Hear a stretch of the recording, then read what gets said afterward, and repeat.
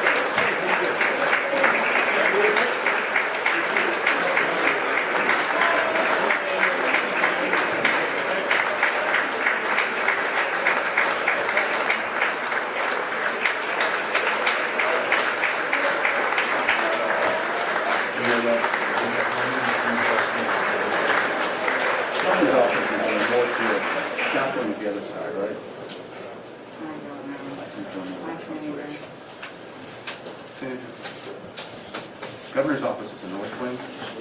The governor's office is the north wing. All members, please take your seats. Tony Light's trying to figure out where to go. Mr. Clerk, will you please read a resolution?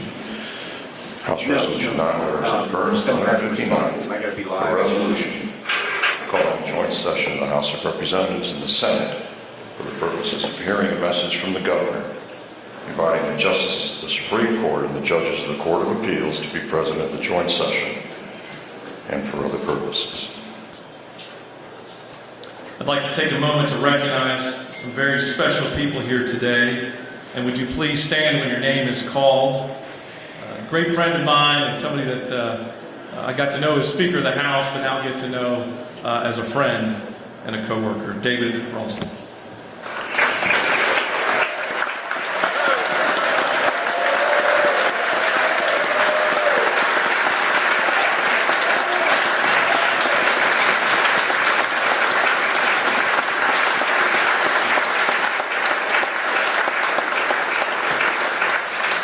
Also a great friend, Speaker Pro Tem Jan Jones.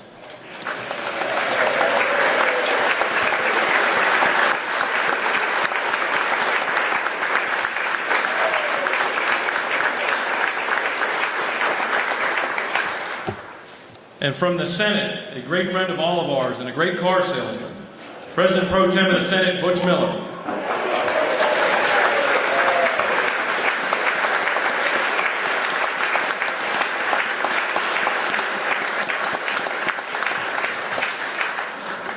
And someone our entire family has gained great respect for and continues to be so excited about your efforts in this state around human trafficking and around foster care and so many other things. First Lady of the state of Georgia, Marty Kemp.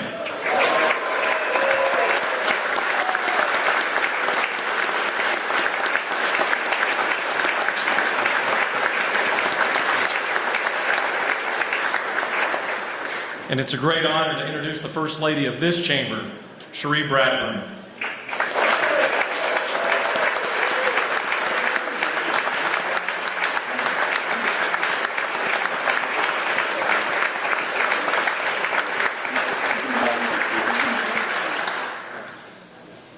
My wife was unable to make it today to a previous scheduled appointment, and so I've got with me today, and this is a proud moment, my oldest son, Parker Duncan, and I guess since the Kemps have no girls, you're the first son of Georgia, or the first son of the House. First son of the House. Parker Duncan, thank you. First son of the city.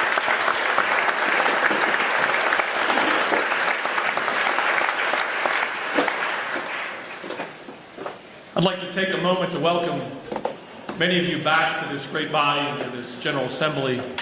Also want to welcome so many of you that are here for the first time. It's hard to believe that this is my 9th General Assembly that I've been in and around. It's hard to imagine that that much time has passed. I stand here today continually reminded that honesty and integrity are the best long-term strategy for success in this building.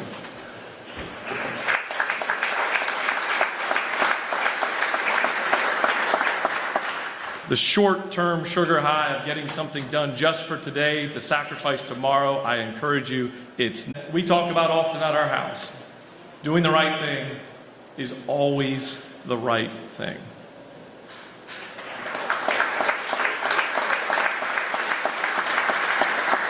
It's an honor to stand here today with the opportunity to introduce our state's 83rd governor. I got to know Governor Kemp really on the campaign trail. I spent 2+ years traveling around the odds, times of the night and day and traveling all over the place, and sometimes we'd be in the same room and sometimes we wouldn't.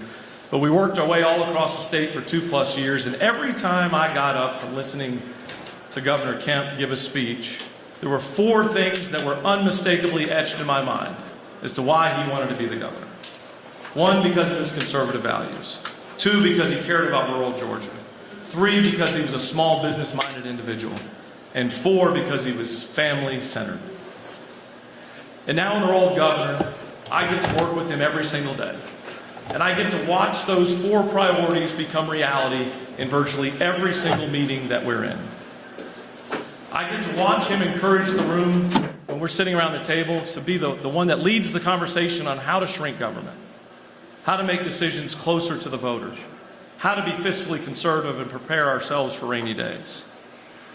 I get to hear him encourage an entire room to care about rural Georgia, on every investment this state makes, on every economic opportunity, on every education decision. I get to watch somebody who truly does look through the lens of a small business owner, somebody who cares about and understands how hard it is to create just one job and how to keep that one person gainfully employed, even through a pandemic. And I've gotten to watch where his family-centered values come from. I've gotten to know the First Lady. I've gotten to know his 3 daughters. I now know why family-centered values are important to him. I understand why he cares about education. I understand why he cares about community safety. I understand why he cares about economic opportunity for the long term. I'm proud to report that the man I met on the campaign trail is the man that I get to call the 83rd governor of Georgia, Brian P. Kemp.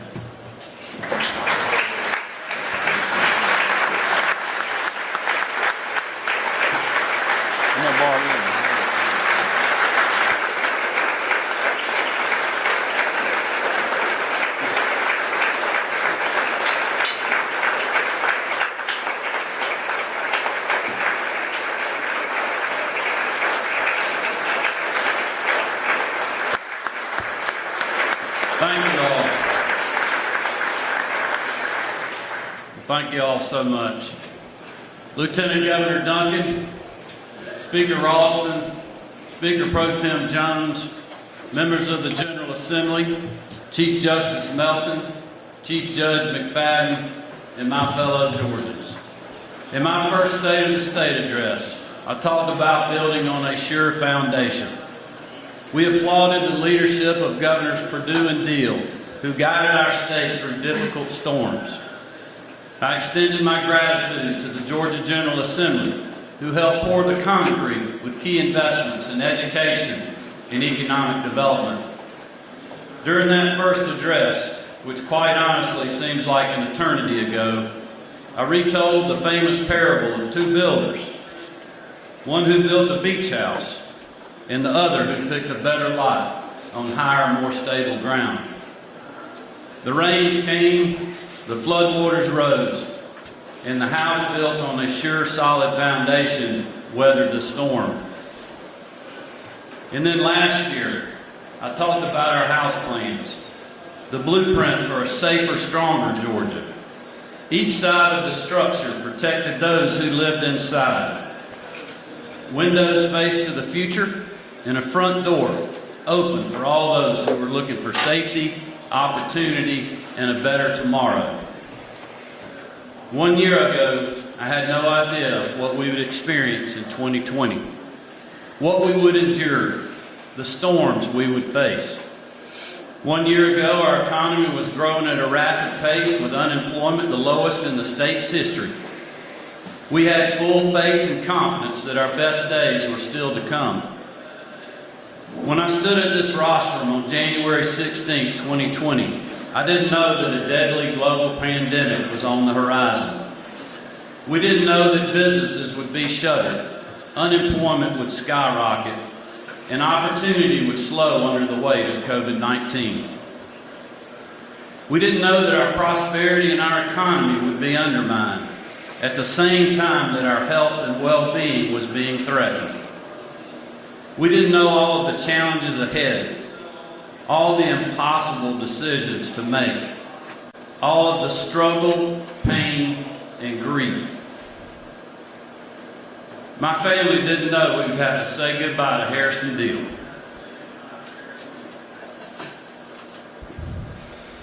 The love of Lucy's life, like a brother to Jared and Amy Porter, and a son that Marty and I had never had.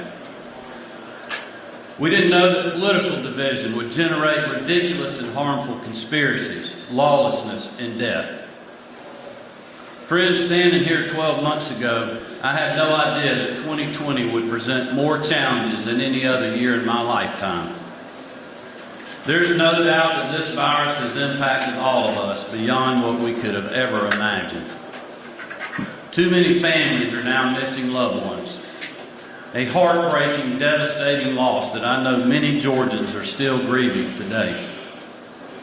At this time, I'd like to observe a moment of silence to honor the life of every Georgian and every American taken from us too soon from COVID-19.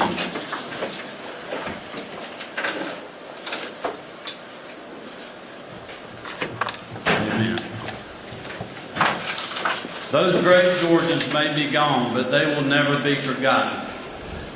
We will win this fight against COVID-19, and their legacies will live on for generations to come. In Georgia, our people are the foundation.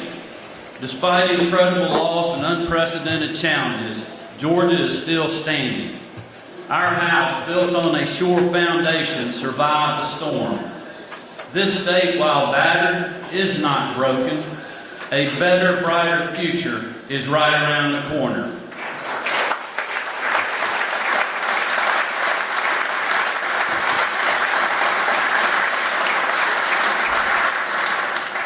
Yes, we still have challenges ahead. A virus to beat, an economy to rebuild and restore. But my fellow Georgians, the state of the state is resilient, and we will endure.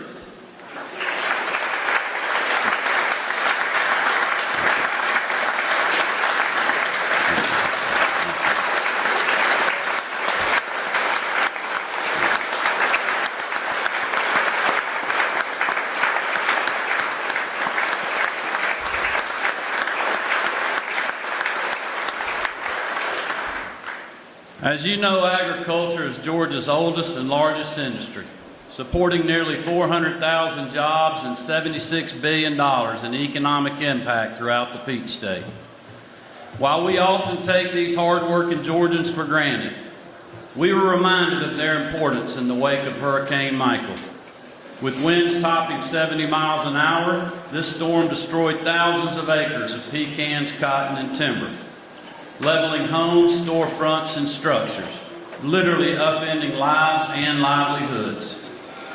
When the dust settled, I traveled down to southwest Georgia to talk with local farmers and support the state's recovery efforts.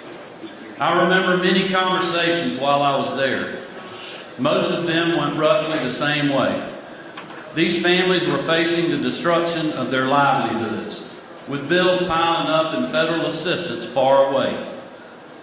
I would ask how they would move forward. Would they be able to continue feeding, clothing, and producing for our state and the world? Nearly every person said they would clear the fields, repair what they could, and start planting. As we begin a new year, a new legislative session, there are some who want to look to the past, assign blame, settle old scores, and relive and relitigate 2020. Today, I think we should take the advice of those wise farmers. Let's clear the fields and start planting.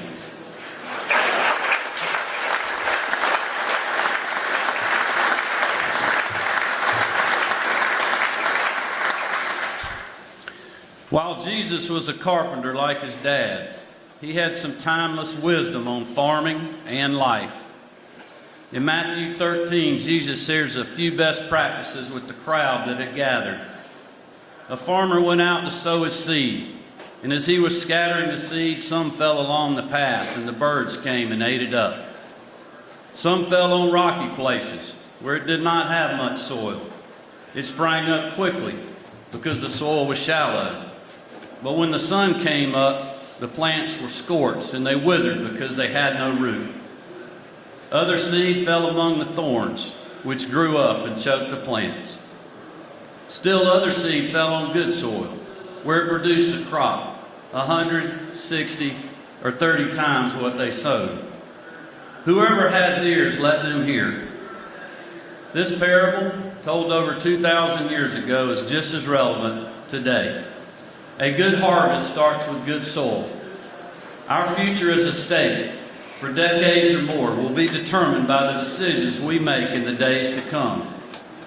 To ensure a strong harvest in the years ahead, our top priority over the next few months must be to continue protecting both lives and livelihoods against COVID-19. From the beginning of this pandemic, I stressed the need to balance those two priorities: the health and well-being of our people and their ability to put food on the table for them and their families. In March and April of 2020, that was not easy. Many problems we confronted as a state led to long days and sleepless nights. It seems like forever ago, but in the early days of our fight against COVID-19, protecting lives was a minute-by-minute battle against a virus we knew little about. Our first test was in Albany, in the southwest part of our state. A few super spreader events led to the first surge in virus cases and hospitalizations throughout the region. The local healthcare infrastructure was being strained to the breaking point, and community spread of the virus was rampant. In response, the state quickly deployed National Guard infection control teams to local nursing homes, contracted with additional hospital staff to aid local frontline healthcare workers, and dispatched a state-purchased mobile hospital unit to help with patient overflow. We stood up additional bed capacity and purchased critical PPE supplies and ventilators to aid in the critical care of infected Georgians. Alongside local leaders, we made every resource available and worked tirelessly to provide life-saving medical treatment, protect the most vulnerable, and flatten the curve. The local community stepped up to the plate and bought into what local and state leaders asked them to do. They wore masks, practiced social distancing, avoided large crowds, and followed public health guidance. The community, not the government, flattened the curve and slowed the spread of COVID-19. And while every part of our state continues to see higher cases, more hospitalizations, and more deaths at the hands of this virus, the Dougherty County community has shown what is possible when we all work together and choose to be part of a solution instead of part of the problem. Here with us today is a gentleman who led a team of healthcare heroes through some of the worst of this virus that has been thrown at our state. During one of the darkest times in recent memory, Scott Steiner and the hard-working Georgians at Phoebe Putney Health Systems held the line. They worked with the local community partners to educate the public so when much of the virus was unknown. They provided life-saving treatment to thousands of their neighbors, friends, and co-workers. And like so many nurses, doctors, and healthcare professionals across the state, the Phoebe team worked long hours under extraordinary circumstances, not just because it was their job, but because they have a deep, abiding passion for their work. Scott, thank you. And thank you to your team for your dedication and service to the people of our state. We are grateful.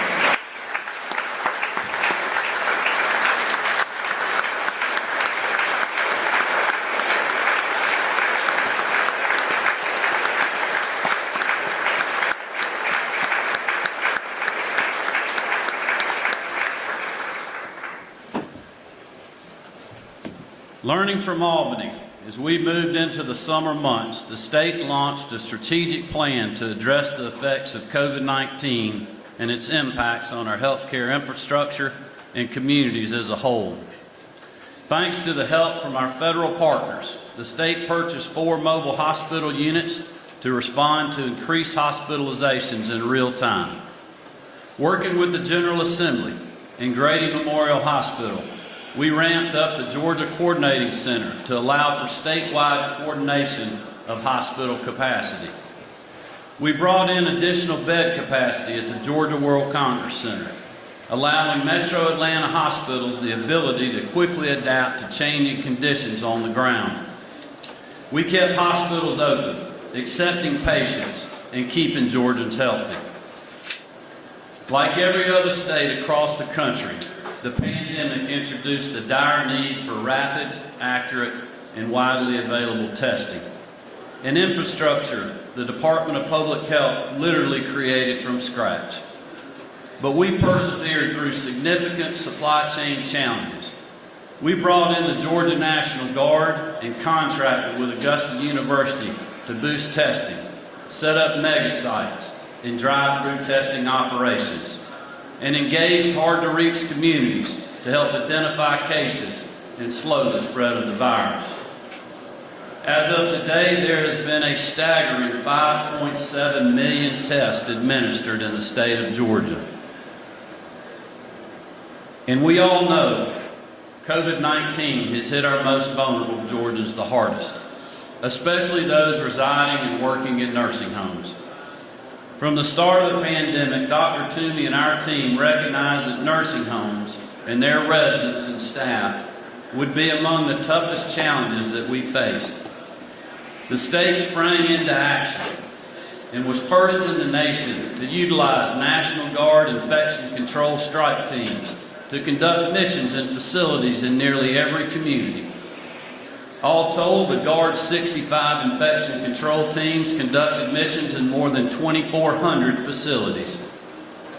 Speaking of the National Guard, I'd like to pause here for a moment and recognize their truly remarkable efforts throughout this pandemic. In addition to spearheading our early testing and infection control efforts, our very own men and women in uniform also helped Atlanta area schools deliver 948,000 meals to children who were out of the classroom through the spring and summer. Guard members assisted overwhelmed food banks from Savannah to Atlanta and answered the call to help keep our communities safe.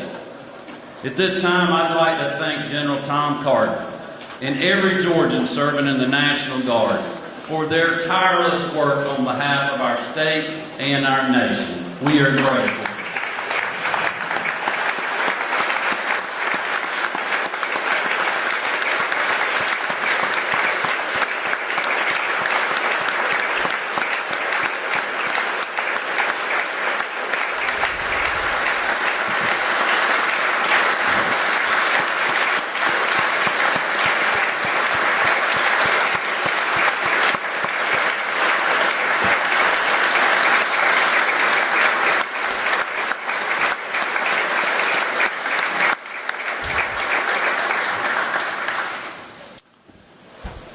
The state prioritized the fight against COVID-19 in 2 other specific areas: PPE procurement and additional health care personnel staffing.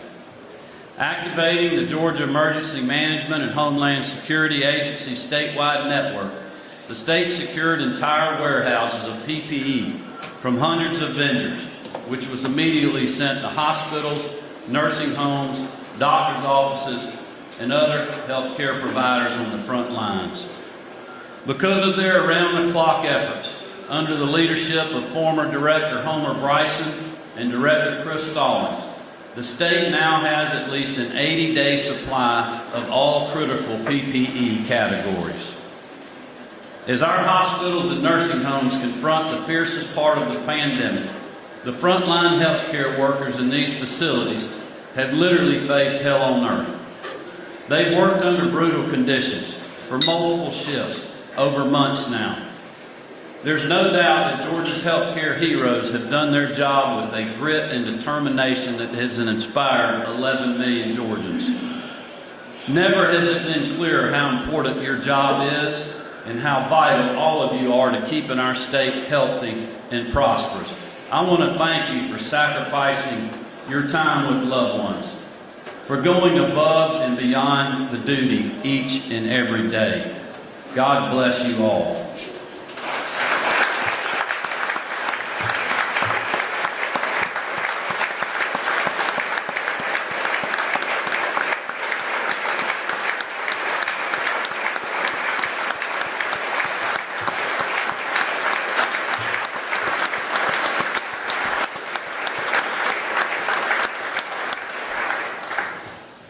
To lend a hand to these heroes, the state has spared no expense.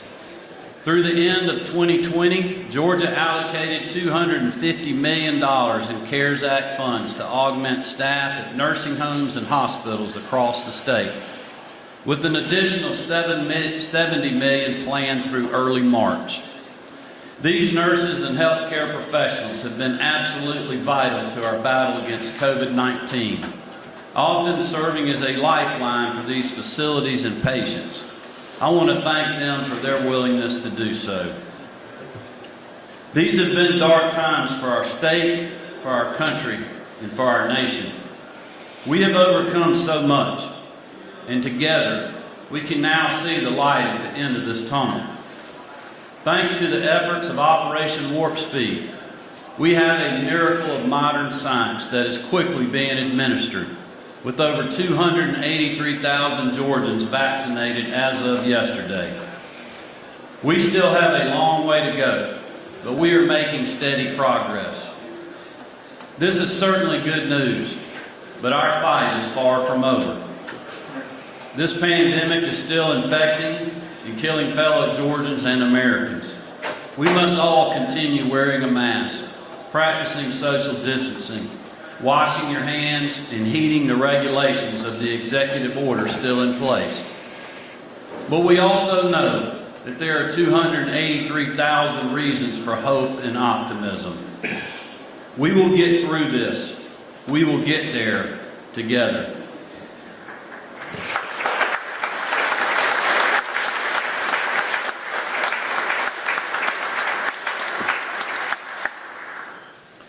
It's pretty common for us to refer to 2020 and the pandemic as a fight or maybe even a battle. I know it certainly felt like one for many Georgians, myself included. And in any fight or battle, victory or defeat is often determined by leadership. I have thanked God countless times for sending Georgia, a remarkable leader, to see us through these challenging moments. Because it is not only through God's grace and eternal wisdom that we have Dr. Kathleen Toomey. If I recited Dr. Toomey's resume, we would be here all day. Harvard trained, decades of experience in epidemiology. On paper, no one would be better prepared for the job of confronting a once-in-a-lifetime pandemic. But I will tell you, the resume does not live up to the woman all of us have seen at countless press conferences, interviews, and fly-around tours. Her knowledge is certainly unmatched. Her work ethic is unparalleled. And her passion for public service and public health and serving the people of our state is nothing short of remarkable. Dr. Toomey has become a friend and someone I trust completely. God sent Georgia the right person at the right time. Doc, we are thankful for everything you have done.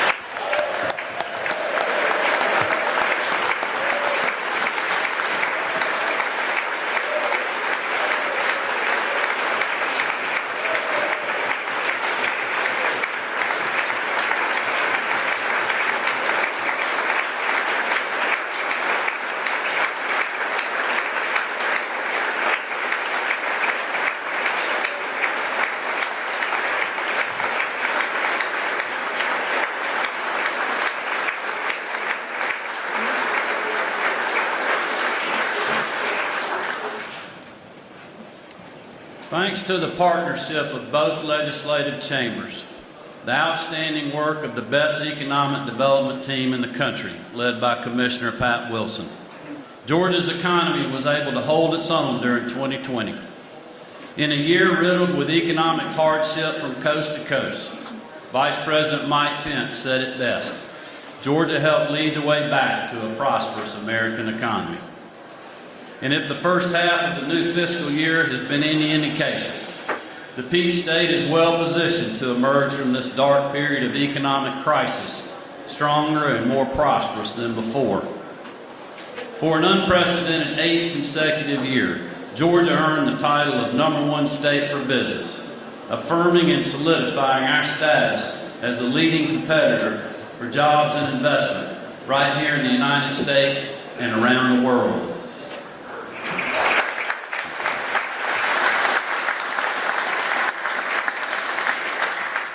At a time in our nation's history when jobless claims have skyrocketed, our unemployment rate in Georgia sits at 5.7%, well below the national average.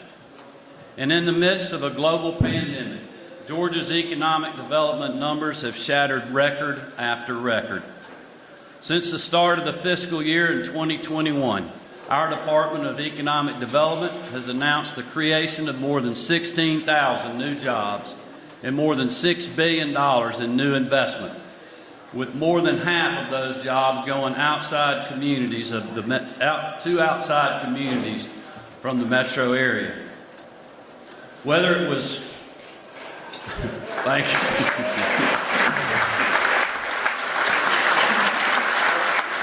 Whether it was Georgia-based Wincor Windows growing their operation by 100 jobs in Swainsboro, Nestle Purina doubling down on their investment in Hartwell by 130 jobs, or major brands like Papa John's and Home Depot relocating their headquarters and expanding their footprint, creating thousands of jobs in the metro area. Those numbers constitute a 40% increase in new jobs created and a 47% increase in new investments compared to the first 6 months of FY20. But what they represent is so much more than that. They represent decades of hard-fought battles, foresight, and strong conservative leadership under this gold dome. They serve as a beacon of hope to Georgians who had to worry about keeping food on the table, or if their kids could build a career in their home state when the dust settles from the pandemic. They showed that rural Georgia, not just Atlanta, is ripe for investment and opportunity. And they speak to the strength of our business community, those hard-working Georgians who face very long odds to stay in business and keep their teams on the payroll. I faced just a little criticism from all sides when we chose to safely and methodically reopen the state. For news cycle after news cycle, it seemed like the only voices given a megaphone were from those who could work from home long term and those who had the resources to shelter in place for months on end. But the voices I heard were the voices of men and women from Bainbridge to Bolingbrook to Baldwin, who had spent years building their business, creating jobs, sowing a harvest they hoped to one day reap for themselves and their families, literally days away from losing it all. I heard their fear, the uncertainty, not knowing what tomorrow may hold, and it was familiar to me. You see, as a small business owner in the construction industry during the Great Recession, Marty and I had similar conversations together in our kitchen, living week to week, day to day, hour to hour, like many other hard-working Georgians. It was not uncommon for the guys on the job site working for me to have more money in their pocket than I had in my bank account. I can tell you those memories came to me often in the early days of this pandemic. The phone calls, texts, and emails I received from folks that were holding out, hoping for a miracle. They weren't that different from the thoughts going through my head on more than one night all those years ago. These hard-working Georgians were struggling, not because their business was a failure or because their products or services were no longer needed, No, they faced devastation because of a virus through no fault of their own. While some disagreed with me, I know our decision to work with Dr. Toomey and her team to give these people a fighting chance, a glimmer of hope, meant everything to them. Salon, barbershop, restaurant owners, and so many more who sacrificed time and resources to implement new COVID-safe protocols in their stores when we reopened.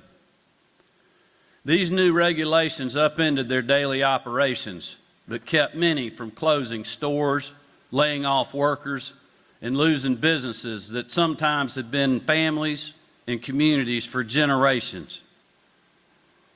Hundreds of thousands of waiters and waitresses, contractors, hospitality and tourism workers, and farmers. The pandemic came for them as well. This virus took something precious away from each one of them, and not all of them ended up in the spotlight.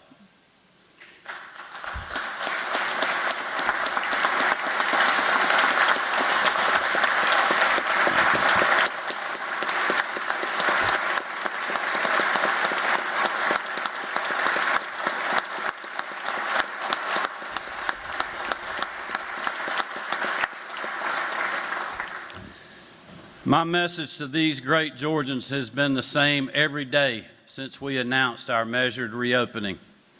Your state hears you, your governor hears you, and we have your back.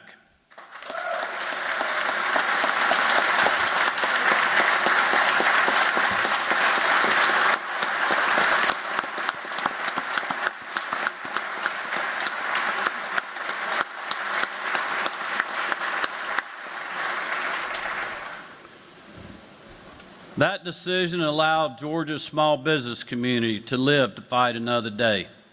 And some of our largest companies, like Kia and Bridgestone, to have record success. It has never been clearer that we must honor their commitment to the job creators in this state. Our commitment has held true these last 10 months, in communities rallying around local businesses who overhauled to adhere to public health guidance and keep customers safe, and in the work done by leaders in both legislative chambers to make it easier to stay in business in the era of COVID-19. You see, in the heat of the summer, when we were facing some of our toughest days in the fight with COVID, when access to testing was crucial, and the state struggled to meet demand for critical PPE, it was Georgia businesses, large and small, who stepped up to meet the moment. From craft breweries in Albany, to local mattress manufacturers in Rome, to a plastics business that began in a small startup in a garage in Noonan 13 years ago. Our very own pitched in to build up the state stockpile, limit the need to compete with other states, and ensure our healthcare heroes had the resources they need to care for Georgia's most vulnerable. One of those businesses, American Knits, cut the ribbon to mark the official grand opening of their facility in Swainsboro in late 2019, with 52 jobs in their community.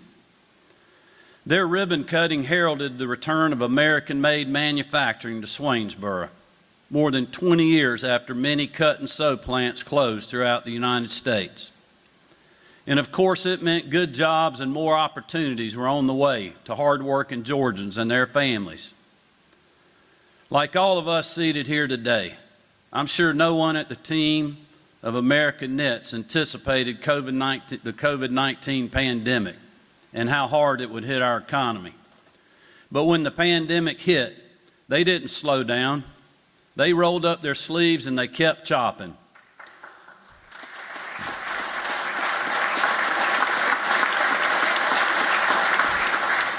These American heroes shifted their entire operation to begin producing masks and gowns for frontline healthcare professionals.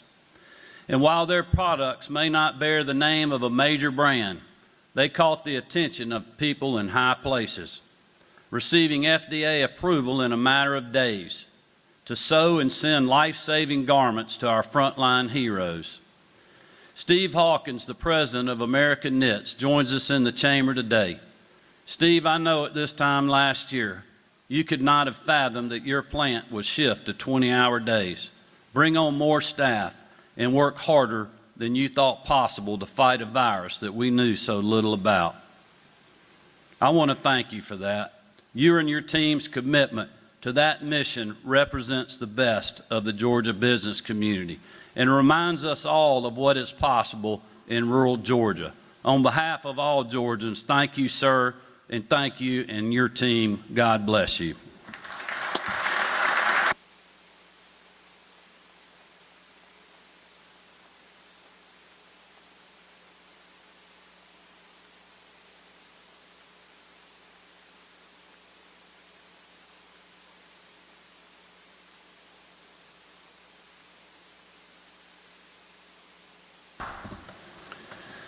As state leaders, we knew we had to support these businesses as strongly as they were supporting Georgia.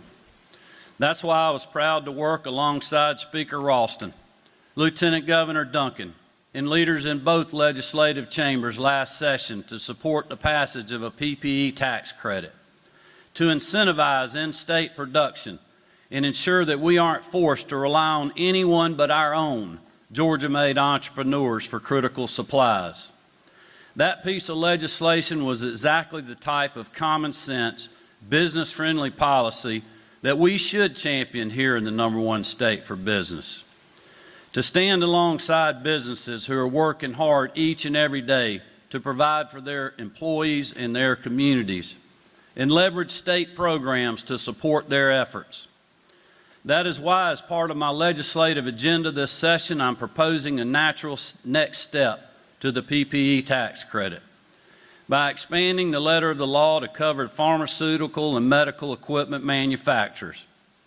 Georgia is home to some of healthcare's strongest pillars, with the CDC, several major healthcare systems, and premier medical research institutions like Augusta University and Emory.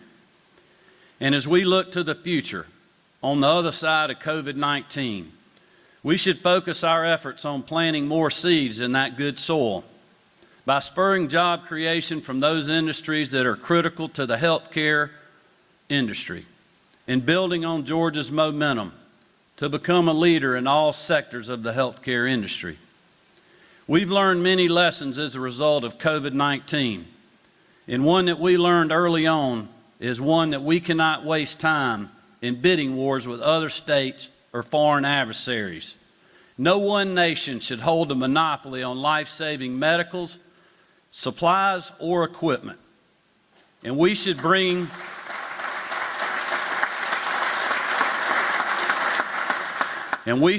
these critical industries and the jobs that come with them back to America and here to Georgia.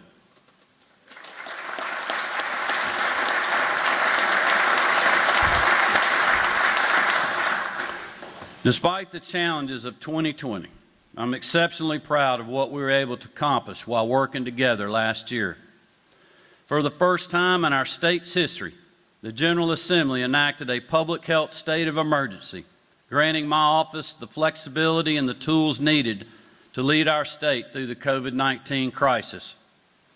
As I've said many times, I know that decision was not made lightly, and I want to thank each of you for placing that trust in me. Working alongside Chairman England, Chairman Tillery, and our State Budget Director Kelly Farr, we were able to make the difficult choices to balance our state budget when the session reconvened last June.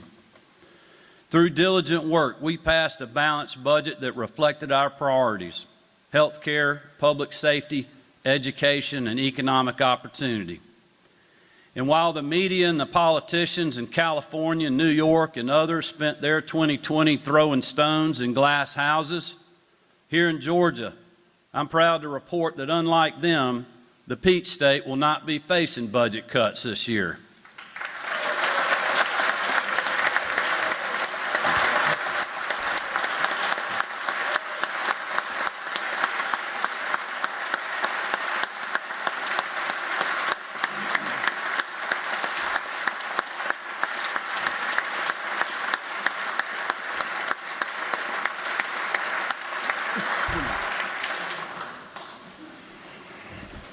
In fact, our careful planning and measured approach was rewarded in spades. When the pandemic's effect on our state revenue projections looked at worst, we worked closely with Chairman England, Chairman Tillery, Speaker Ralston, Lieutenant Governor, and the House and Senate budget offices to prepare for the worst. However, thanks to the passage of the CARES Act, conservative budgeting, and our measured reopening of Georgia's economy, our rainy day fund remains strong.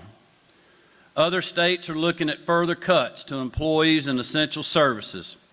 For aid, they're now forced to turn to a dysfunctional and distracted Washington, D.C. But because we acted swiftly and early, the budgets my administration will propose in the coming days include no new cuts to state agencies and departments, no furloughs, no widespread layoffs to state employees, and I might add, no new taxes to pay for it all.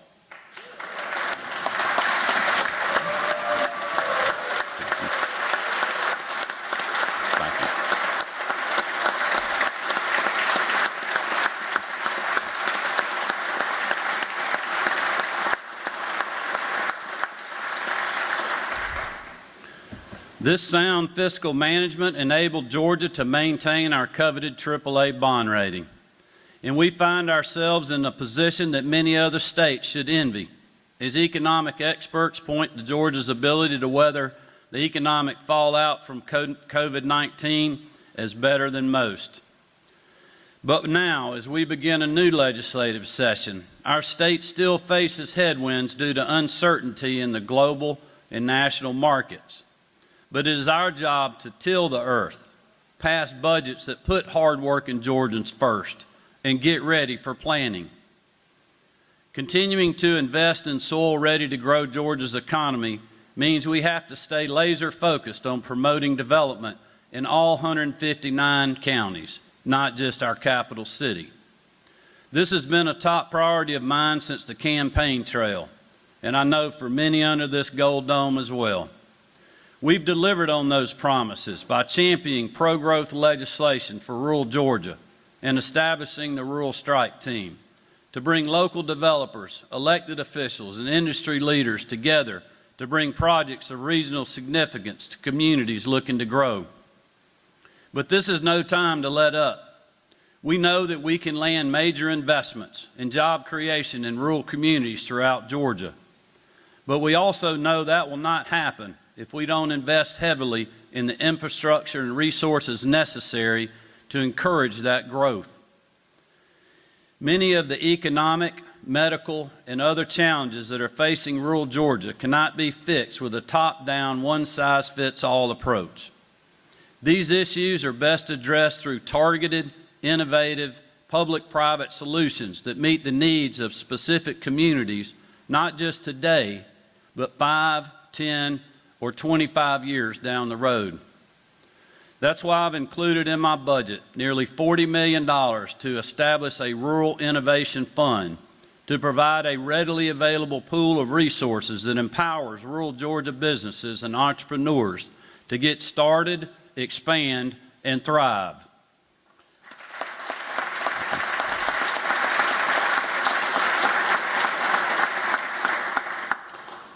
This pandemic highlighted many challenges for communities outside Metro Atlanta, but none more so than the critical need for high-speed internet access, for better health care and educational outcomes, for job opportunities, and something as simple as keeping in touch with loved ones. That's why I'm proud to announce that we're including $20 million for this fiscal year and $10 million per year moving forward to boost access to rural broadband grants so local leaders can continue a growing and vital partnership with the private sector and quickly improve internet access for the people of rural Georgia.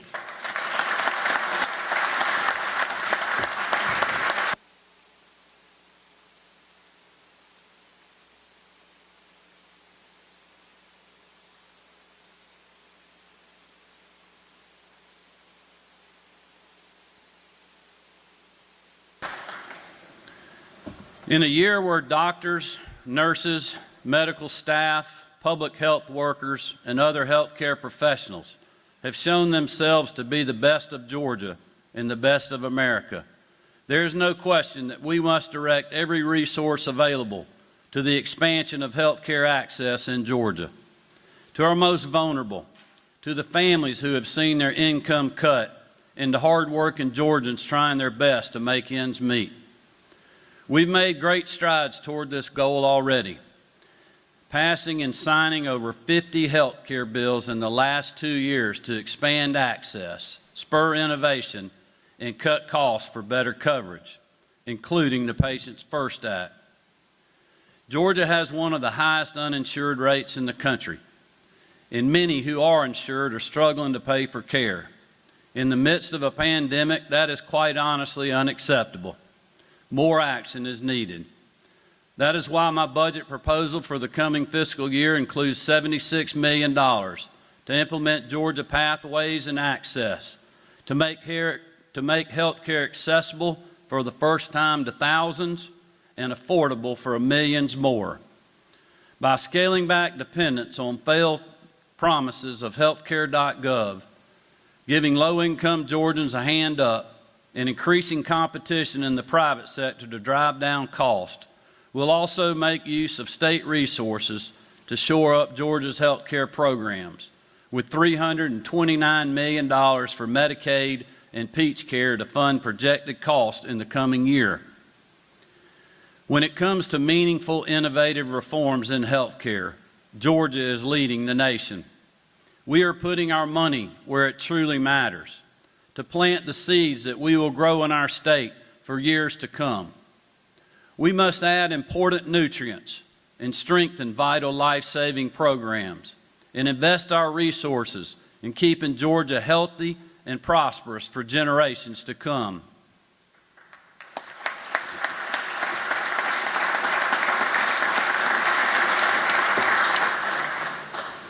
Our oldest daughter, Jared, is in school at the University of Georgia to become a teacher. Earlier this week, she actually started her student teaching assignment. Marty, her sisters, and I are so proud that she has chosen this path, and her passion for educating has only strengthened my commitment to the teachers of our state. The state was proactive and aggressive in easing the overwhelming challenges that faced teachers and administrators last year, including allocating $30 million to help ensure student connectivity, slashing the requirements on testing, allocating $19 million to support child care for working parents, and providing over 8.3 million units of PPE to schools across our state.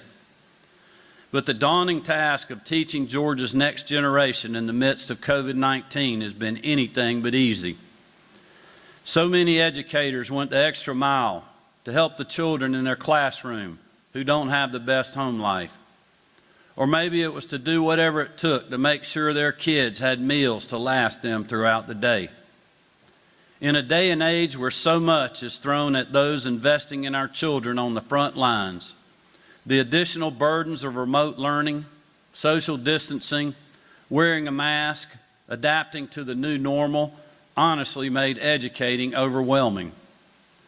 But the great men and women running Georgia schools didn't miss a beat. From principals, teachers, custodians, bus drivers, and support staff on down, their actions have inspired us all. And today I'm proud to announce that working closely with State School Superintendent Richard Woods, the state will provide additional support to school system reopening efforts, equating to a one-time supplement of $1,000 per teacher and other employees.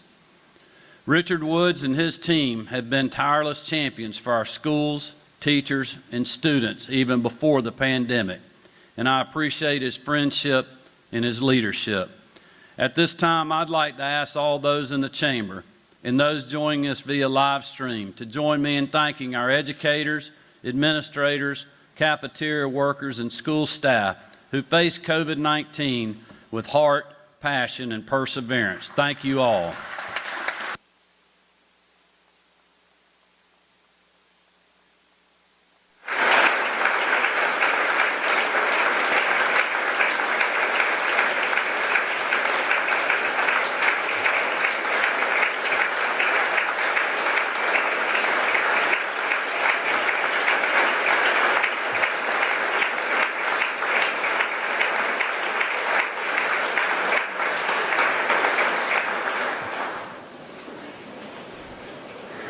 ladies and gentlemen, I believe it's the responsibility of all of those serving under this gold dome to send a clear message that we support our educators, students, and parents.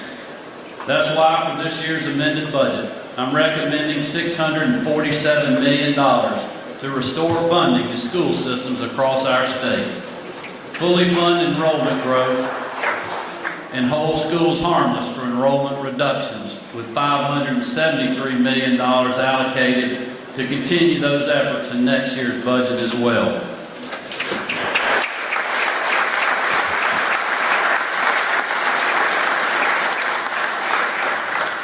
Those funds mean schools will be able to prioritize our students' safety, ensure quality instruction continues, and stand with our educators in the months and years to come. In a year when other states may face no other option but to slash education dollars, furlough teachers, and cut back on essential student programs, Georgia is restoring funding to schools, backing our teachers, and launching new initiatives to keep kids enrolled. Like many families, our 3 daughters have had to get used to distance learning. Having seen this firsthand as a dad, I think I speak for many parents, students, and teachers when I say that having a class through a computer screen is leaving too many kids behind. Experts in education and pediatrics have been sounding the alarm for months, and I believe the toll on the pandemic is taking the next generation to a crisis point. These challenges are most concerning for our special needs children, whose educational achievement, personal development, and emotional well-being have been severely impacted. To prioritize assistance to these at-risk students and families, my office will be working with the Department of Education to set aside $10 million in Governor's Emergency Education Relief Funds to reimburse expenses parents and guardians have incurred while providing a quality education to their loved ones during COVID-19. Pandemic or not, it is my commitment that we will make every resource available to give each and every student the opportunity to succeed. As many of you have read in the news reports over the last few months, COVID-19 has also had a negative impact on enrollment in some of our colleges and universities. The institutions hit the hardest have often been those serving minority students. With an additional $5 million, a pilot program through the University System of Georgia, we can keep 10,000 juniors and seniors with unmet obligations enrolled in college. These hard-working Georgians have nearly crossed the finish line of their higher education.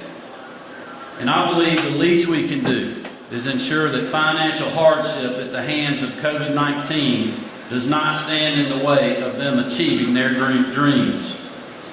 The future well-being of our state and any harvest we hope to enjoy in the years to come will be determined by our shared commitment to education, to students, parents, teachers, and school staff. As your 83rd governor, that commitment will never waver.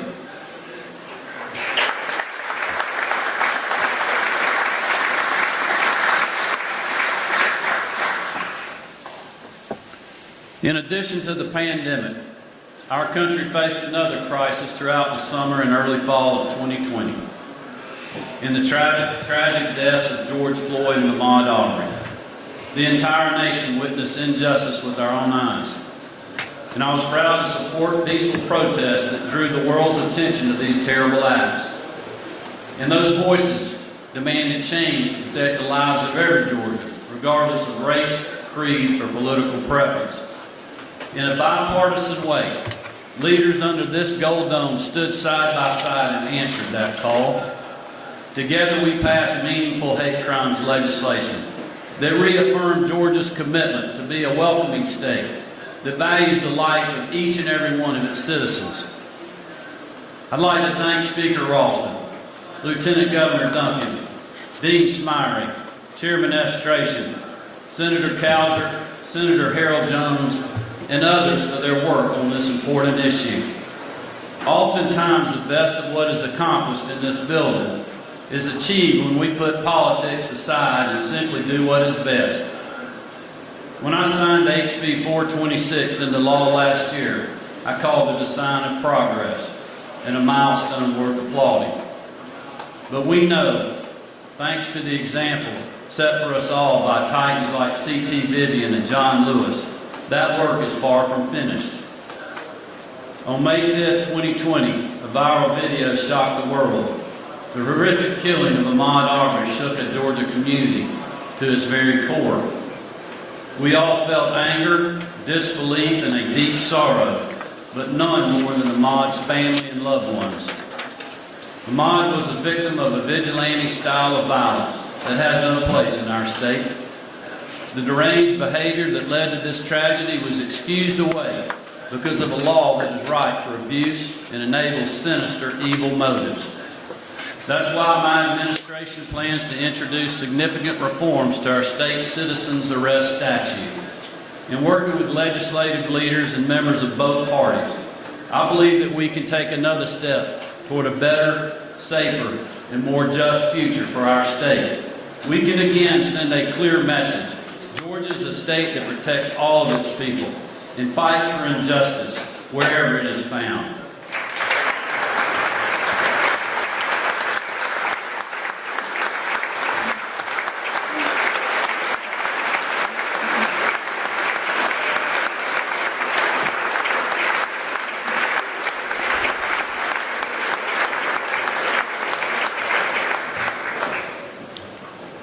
Peaceful demonstrations across our state in honor of Ahmaud, George Floyd, and others were made possible by our dedicated men and women in law enforcement.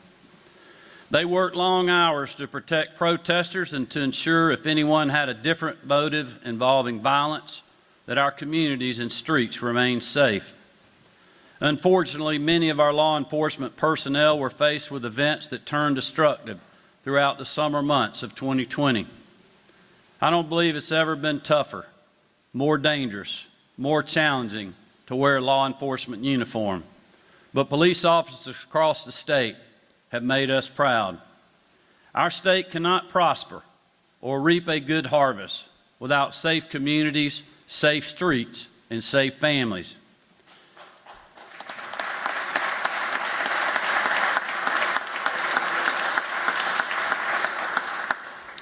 In a day and age where many vilify the men and women who protected our communities each and every day, my message is very clear. In Georgia, as long as I'm governor, we back the blue.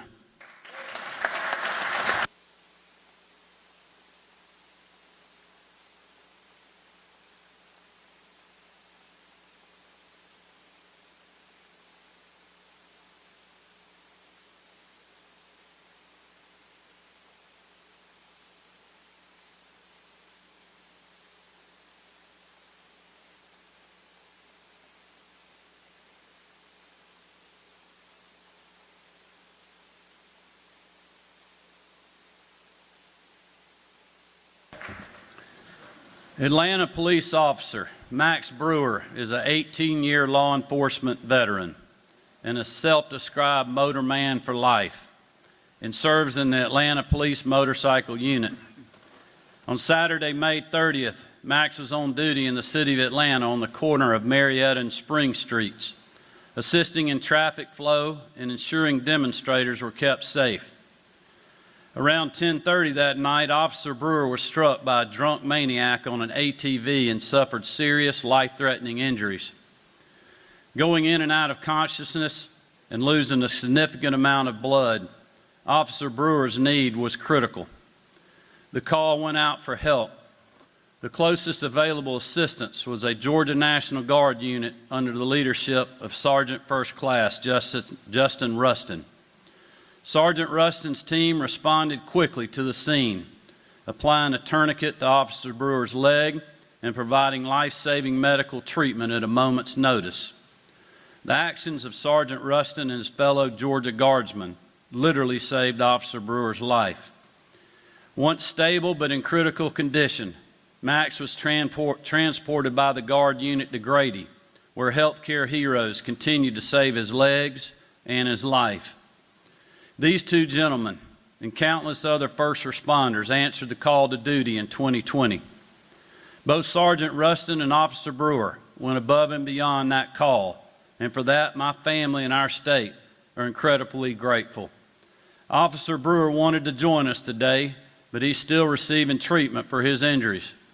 Today, Sergeant Rustin is in the chamber with us, and I want to thank them both. Thank you, sir.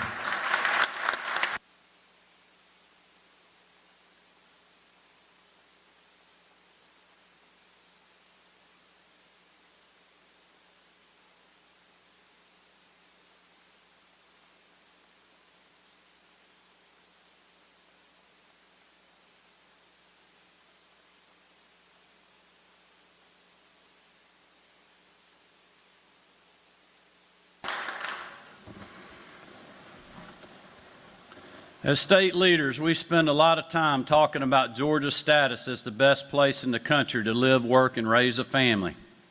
We talk about it because for so many Georgians, that phrase reflects the reality of how blessed we are to live in the Peach State.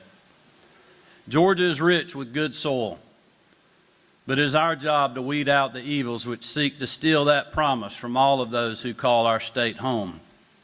It is abundantly clear that no industry embodies that theft of innocence, childhood, and opportunity more than the sinister enterprise of human trafficking. During our first days in office, we hit the ground running to crack down on traffickers, care for victims, and eradicate modern-day slavery in our state. And before I go any further, let me just say this. I don't think, and I know, no First Lady in the country has done more to end human trafficking than our First Lady, Marty Kemp. And the people of Georgia, myself included, are lucky to have you. Thank you for your work.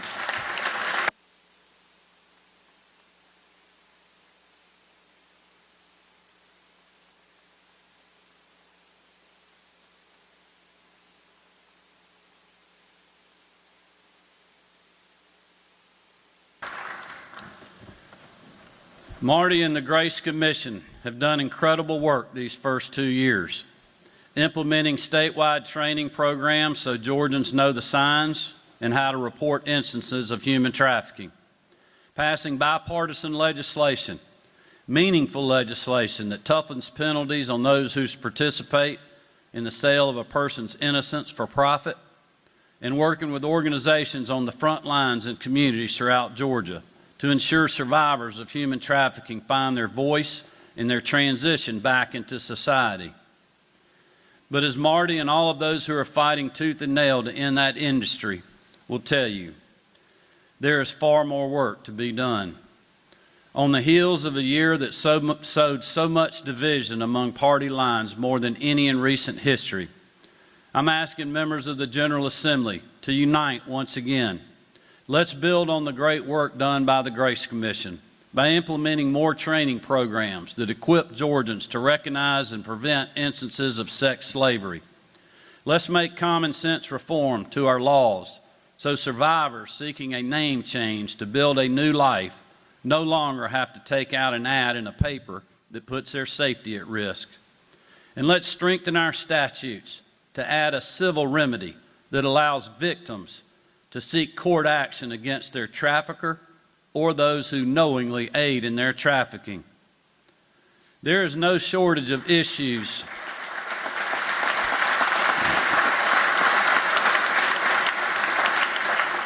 There is no shortage of issues on policy or politics to debate this year. But taking common sense steps to keep people safe and bring an end to modern day slavery is a goal that each of us can work together to achieve. You see, there is so much more that unites us than divides us. And working together, we can continue taking necessary bipartisan action to champion the voices of the vulnerable here in Georgia, protect our children, implement adoption reforms that make it easier to put them in a safe, loving home, and ultimately secure the promise of Georgia for generations to come. As I come before you today, my memories of 2020 will not just be the struggles, the many challenges I spoke about today, the countless tough decisions, or the sleepless nights. Like many of you, I will remember time spent with my family that otherwise would not have been possible. I will remember standing shoulder to shoulder well, 6 feet apart, with the best private sector, political, and civic leaders in our state to face a once-in-a-lifetime pandemic. I will remember my travels across the state to visit Georgia companies and workers who proved innovation and hard work are the backbone of our economy and well-being as a people.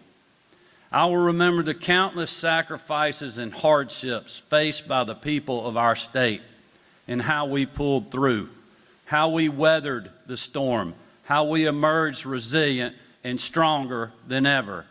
The reason you build a house with a strong foundation is not for the good times, not for the sunny days. You do it to weather the storm when times get tough. I spent my summers working on a farm. It's hot, it's hard work, but it's also rewarding. Watching the seeds you planted grow over the days, weeks, and months, literally enjoying the fruits of your labor. I know that many in this room and those watching are worn out, tired, and burdened. It's a new year, but it all feels the same. There's no doubt that this new normal isn't really normal. And frankly, it's not clear when things will return to business as usual. But my fellow Georgians, we have the opportunity and responsibility to make strategic decisions now that will impact generations to come. We have the opportunity to act and accomplish what we were sent here to do. In 5 years, 10 years, or 20 years, we can look back and tell our kids, our grandkids, and their kids that we invested in health care, education, and the safety of our communities. We upheld our sworn oath and stood up for what was right, even when it wasn't popular. We prioritized jobs and prosperity in all parts of our state. We championed legislation to make our state a more welcoming place to live, work, and raise a family. We protected the lives and livelihoods of what makes Georgia great, our people. It's time to put differences aside, put 2020 in the rear view. Let's stand together as Georgians and clear the destruction caused by the storms of life. Let's clear away the conspiracy theories and the division. Let's focus on the bountiful harvest to come. Let's find that good soil together and start planting. May God bless you, and may God continue to bless this great state of Georgia. Thank you very much.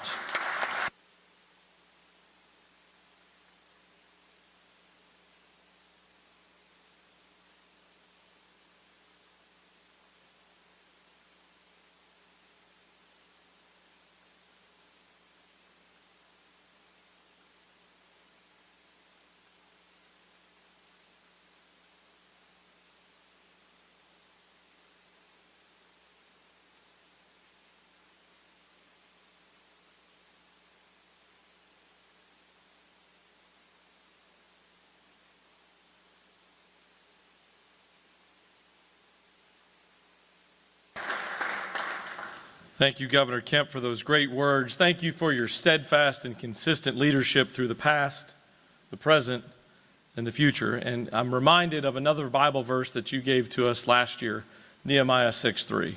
I'm doing a great work and I cannot come down. Thank you so much on behalf of 11 million Georgians for not coming off that wall. Thank you.